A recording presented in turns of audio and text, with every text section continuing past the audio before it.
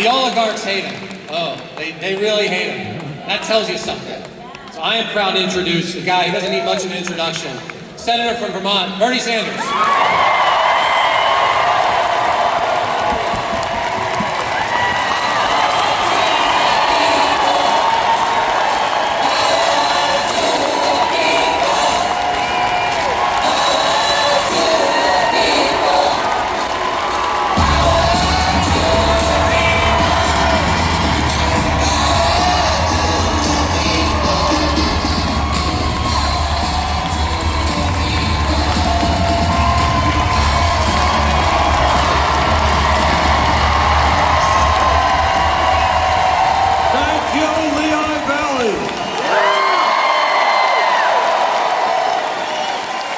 This is not only a great turnout, but you are loud. I think Trump is hearing you in Mar-a-Lago. And he wants to turn down the volume. But we ain't gonna let him. Well, let me thank all of you for coming out. Let me thank the university for allowing us to use this beautiful facility. Let me thank Augusta Koch and the Messengers for their music. Let me thank Susan Wild and Enid Santiago and Brian Taylor and Tim Herzog and Parmasito for their important statements. And let me thank Congressman Chris Deluzio for doing a great job in Washington and for being here today.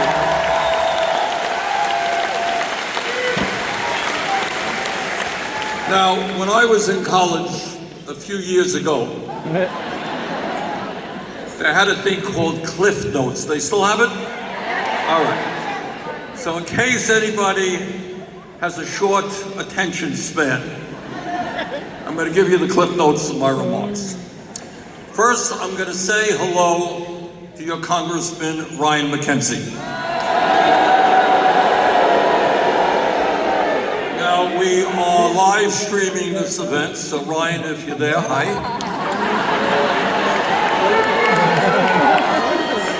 And then we're going to talk a little bit about what has gone on in the last terrible, frightening 100 days under Trump.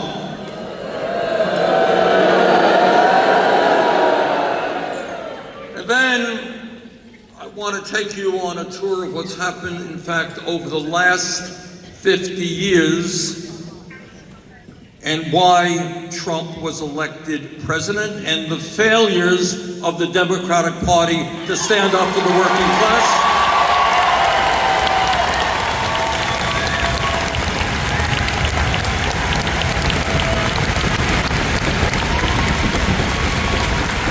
And maybe most importantly, because we don't do this at all, I want to talk with you about a vision of where we must go as a nation.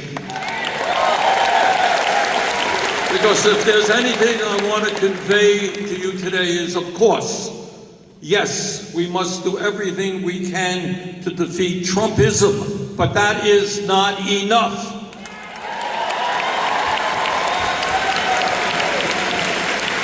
We are the richest country in the history of the world.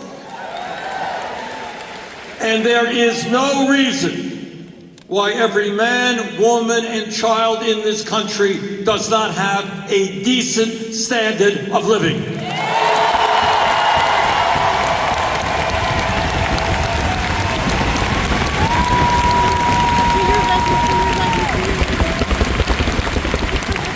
Brothers and sisters, what I also want to say is that in this unprecedented moment in the modern history of our country and the world, we have got to think in unprecedented ways. We cannot do today what we did yesterday.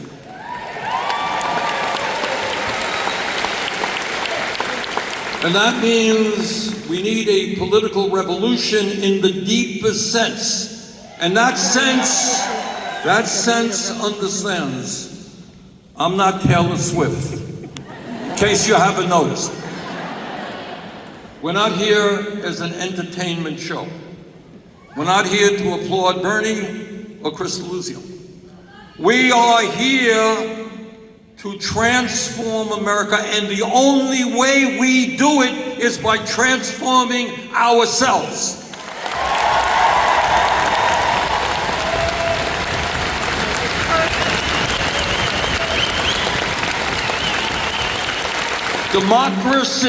Democracy is not an entertainment activity. It's not looking at somebody else. It's not a beauty contest.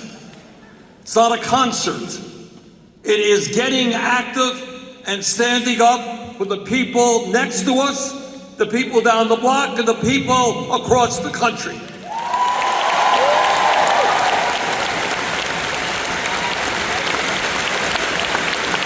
So we need to be thinking of new ways. And in every part of the country, in every state, it may be a little bit different.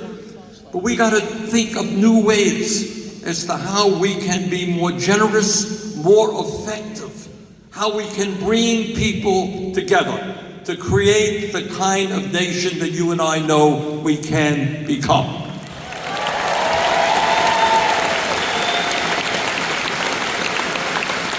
So let me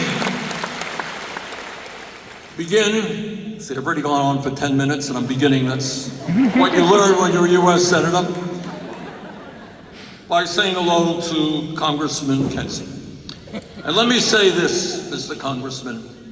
We are living in very difficult times. And in your district right here and all across this country, millions of working people are struggling to put food on the table. I was just in Harrisburg yesterday. We had a great rally in the evening, and earlier in the day I had some time, and the administrators were kind enough to allow me to go to a couple of schools and talk to some of the kids at Harrisburg. Beautiful kids.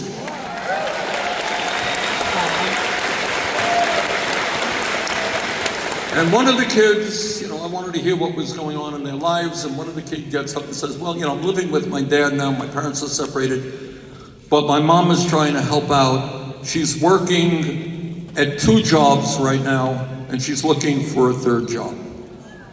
All right?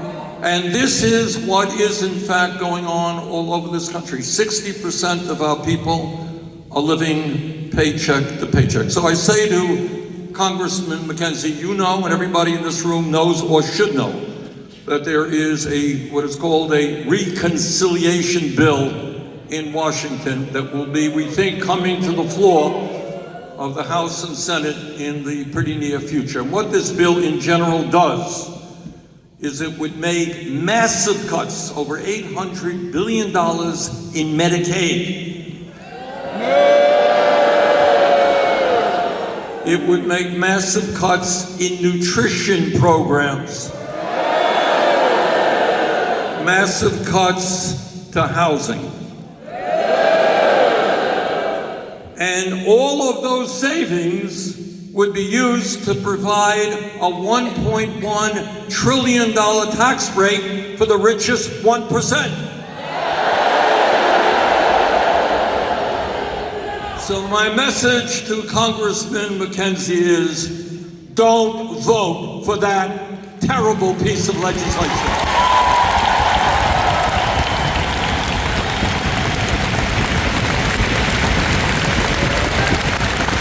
And if you do, I have a strong suspicion you will be a one-term member of Congress.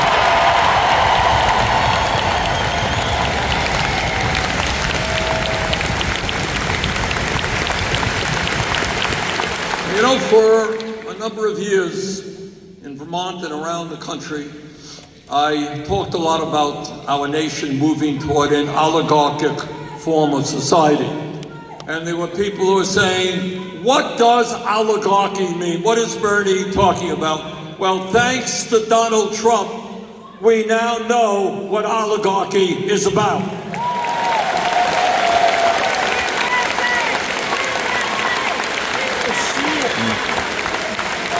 When Donald Trump was elected president, and I know it seems like a lot longer time ago, but it was only 100 days, when Trump was elected president, he had behind him three of the wealthiest people in America. You remember who those guys were? You had Elon Musk. You know Elon. I think so. And he had Mr. Bezos next to him.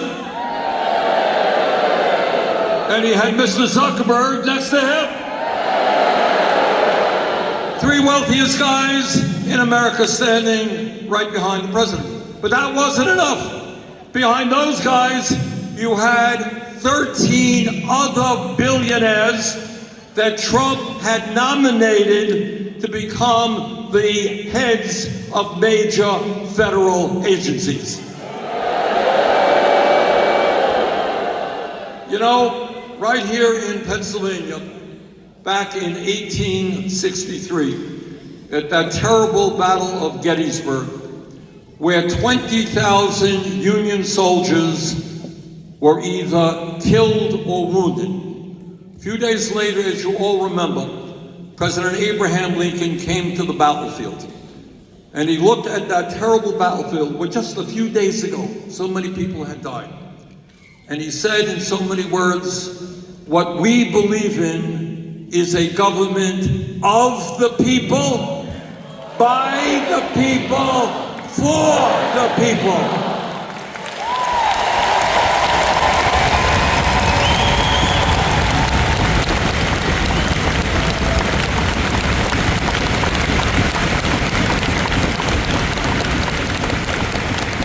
And what Trump has made perfectly clear, he doesn't hide it. I got to give the guy credit for that. That right now we have a government of the billionaire class, by the billionaire class, and for the billionaire class, and we are not going to accept that. You have an obscenity in the wealthiest guy in the world, running all over Washington, D.C., firing thousands and thousands of dedicated federal employees. At a time when the Social Security Administration doesn't have enough employees right now to service the seniors, they want to throw away, they want to discharge thousands and thousands of people at the Social Security Administration.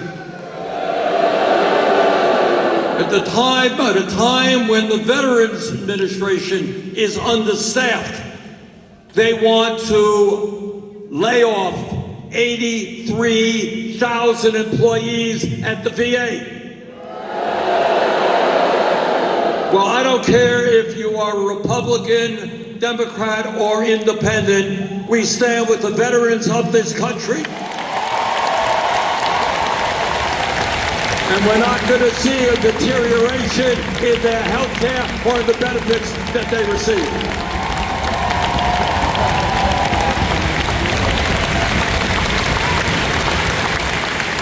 But it is not just oligarchy that we are dealing with today. We are looking at an unprecedented attack on the foundations of American democracy, and under Trump, a movement toward authoritarianism. You know, the founding fathers of this country were nobody's dummies. You all recall that they had fought and led the fight against the autocratic King of England, the most powerful person on earth at that time.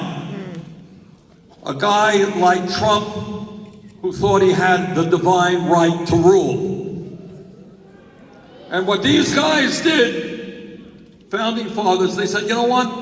We see what the autocrat in England is doing, and we're going to have a constitution which provides for separation of powers. Right? Yeah. You all remember that from history class? So you got an executive branch, the president, a legislative branch, Congress, Senate, and House, and a judiciary of federal courts. And the reason we have that separation of powers is precisely to prevent what Trump is trying to do today.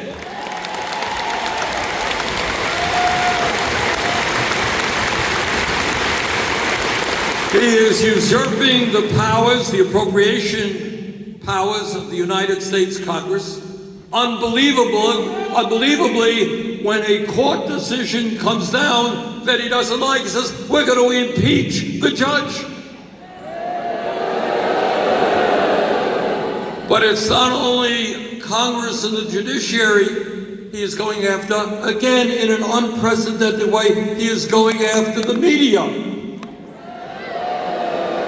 Now, this is a guy who throughout his career has leveled the most savage, vicious attacks on his opponents. Everybody is crazy, everybody is awful, everybody is disgusting, everybody is terrible. And yet, when the media criticizes him, he wants to sue them and shut them down. So we say to Mr. Trump, if you can't accept criticism, get out of the political process. That's what democracy is about.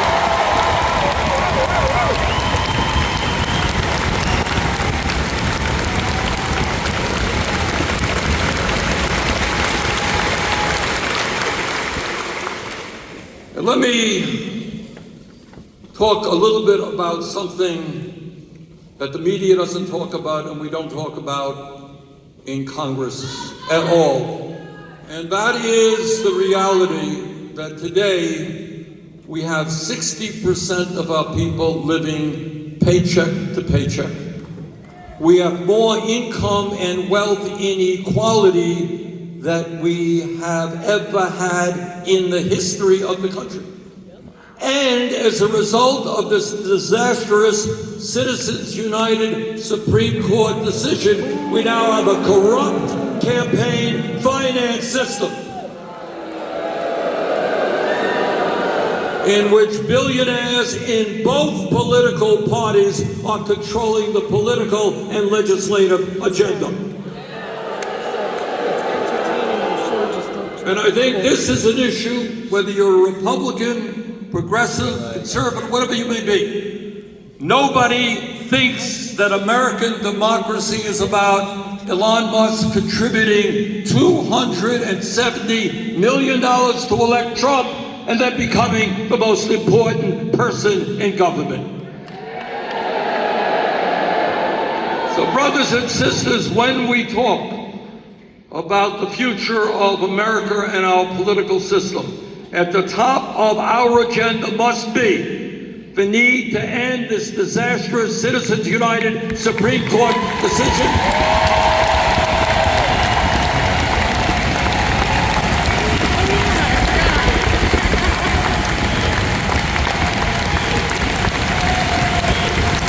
And move to public funding of elections.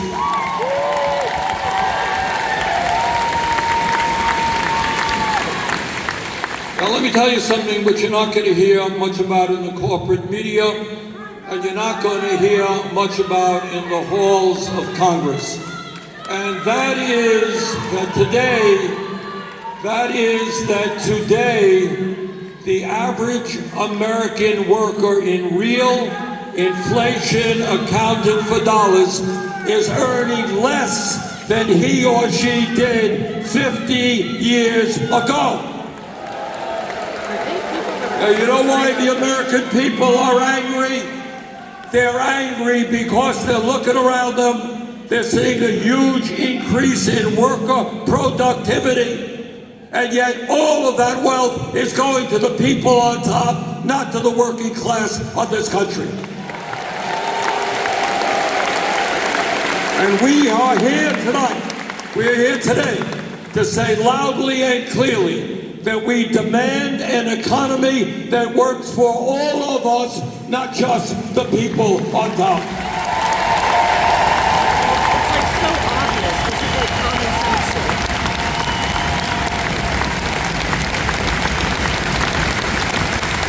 And by the way, we need a Democratic Party which makes a fundamental choice. And that is, are you on the side of the working class of this country or not?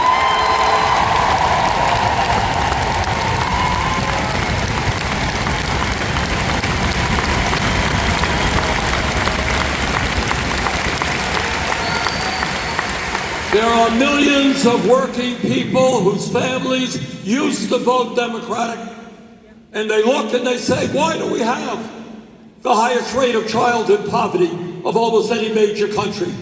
Why is it that I'm working longer hours for low wages? Why is it that I can't afford health care? Why is it that I can't afford my rent or my mortgage? Why is it that I can't afford to send my kid to college? And the Democratic Party is finally going to have to say, we stand with those people. We're prepared to take on the greed of corporate America.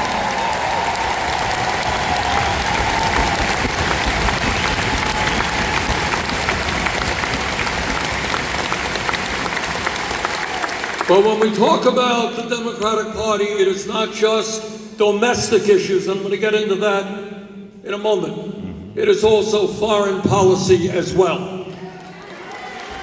Donald Trump believes that Ukraine started the war with Russia. Well, Mr. Trump, get your history correct. It was Russia and that terrible dictator, Vladimir Putin, that began that war. And we will stand with democracy and not with authoritarian people all over the world.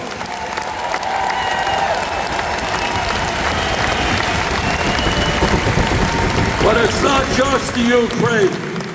I strongly oppose Biden's continued military support to the horrific Netanyahu war against the people.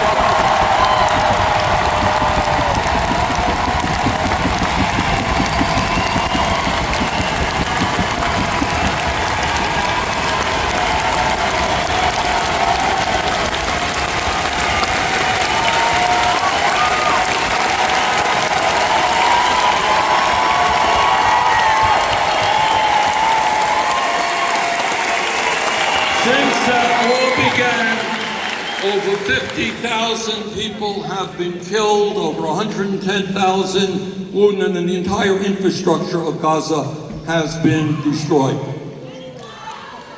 Right now, as bad as that, and I want you to hear this because this is important, as bad as what Biden has did and what Trump is now doing, Trump has another idea, which is so crazy, so unimaginable that you can't really believe they are seriously talking about it. But what they are talking about today is forcibly expelling 2.2 million Palestinians from their own place of living. And converting Gaza into a playground for the rich, a new Riviera for Trump and his friends.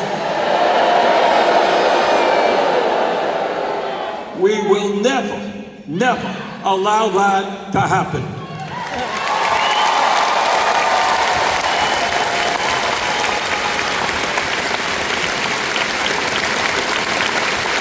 Now, I work in the U.S. Senate, so I'm around people who are able to talk more and say less than any group of human beings in the history of the world.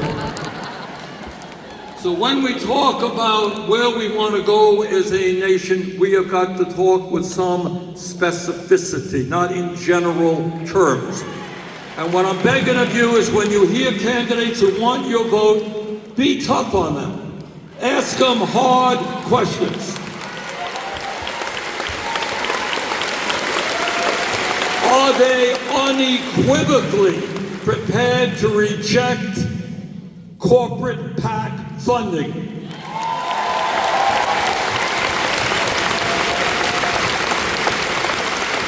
At a time when billionaires have enormous power in both parties, are they prepared to work vigorously to overturn Citizens United?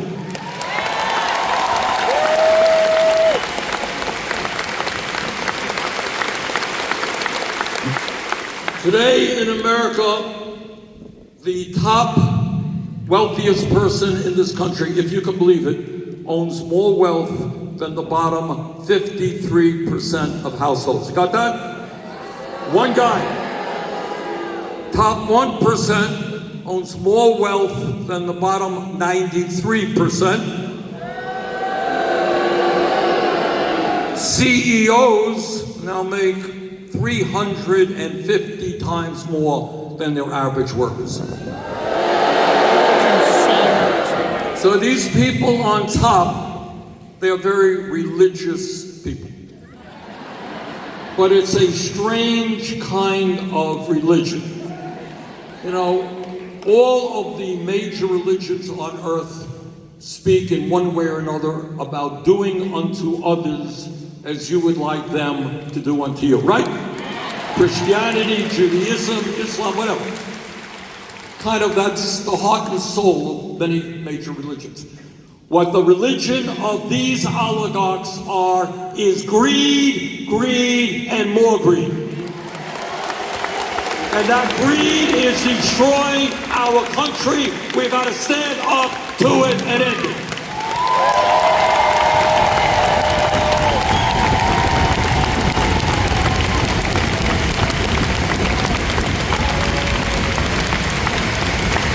So it is not just about not giving them massive tax breaks that Trump wants.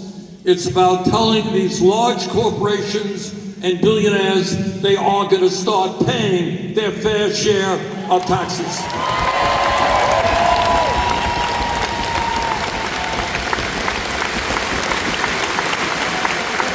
All over America, workers want to join unions.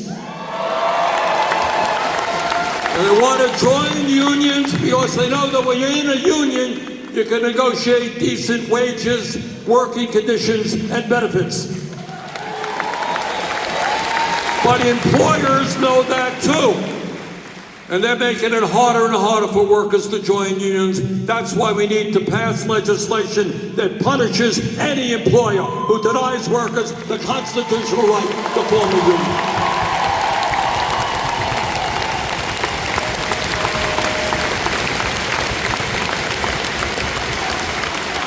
Here in Pennsylvania and in many parts of this country, there are workers earning starvation wages. Millions of workers all over America. Shamefully, the federal minimum wage remains at $7.25 an hour. Can you believe that? Nobody in America can live on $7.25 an hour. That is why we got to raise that federal minimum wage to at least $17 an hour.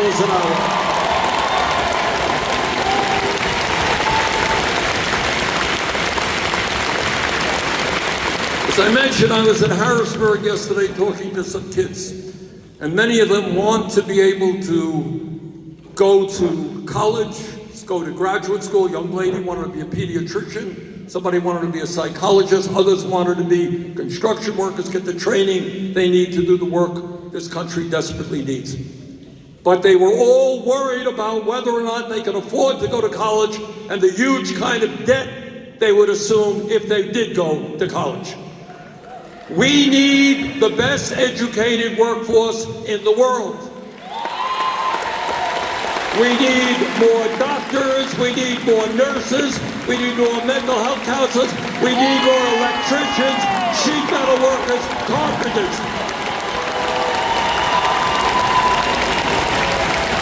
Young people should not have to go into a lifetime of debt in order to get the education they need and our country needs from them.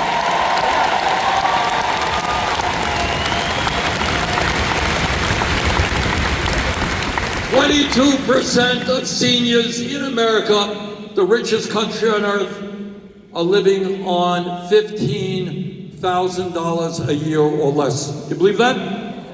Try being a senior living on $15,000. Try being anybody living on $15,000. Some Republicans want to cut Social Security. We are not going to cut Social Security. We're going to expand Social Security by lifting the cap on taxable income.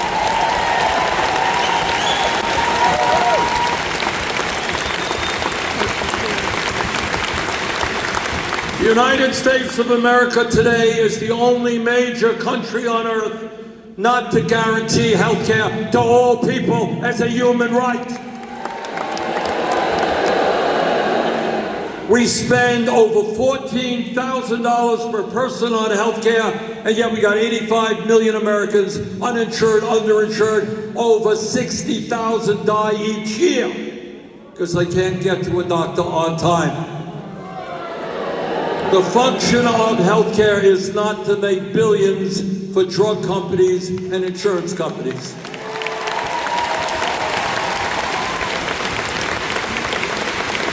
The function of a rational healthcare system is to provide quality care to every man, woman, and child. We're going to do that through a Medicare for all single-payer program.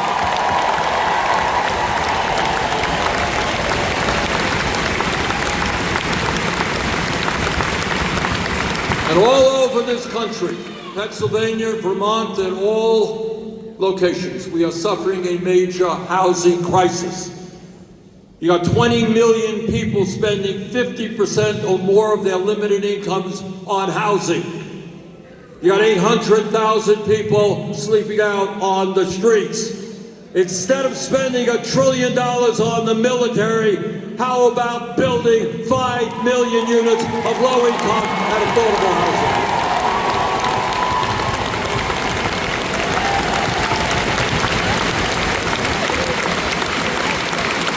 So, brothers and sisters, this is a difficult moment in American history.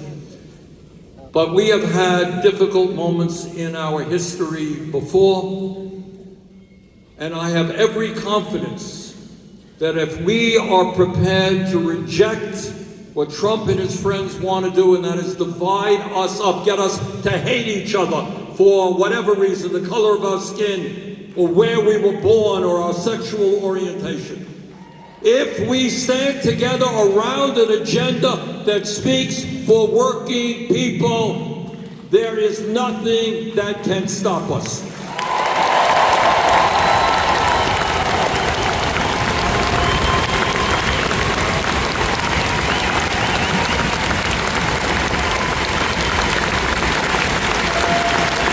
Now, I'm not going to lie to you, the oligarchs, they are enormously powerful. They have unlimited amounts of money, they control the political process, they own the media, they own the economy. That's a lot of power. But what I believe at the end of the day, and I'm not a PhD in mathematics, but I do know that 99% is a hell of a larger number than 1%.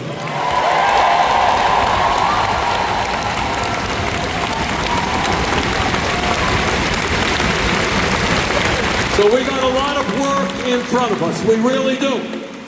And this rally is just a small part of what we're trying to do. We're trying to get you and others to start running for office. We need candidates from school board to Congress. We need help in growing the trade union movement. We need organizations on campus dealing with climate and other important issues.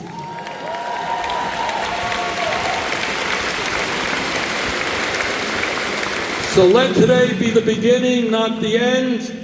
Let us go forward. And in these very, very difficult times, make sure that our grandchildren and those who come after them look back at this moment and say, we stood up, we had the courage, we took on authoritarianism, and we won.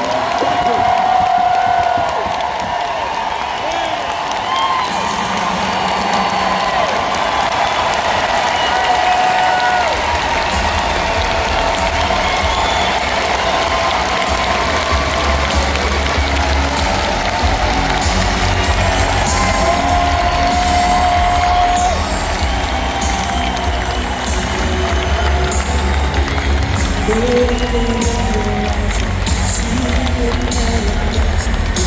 you. See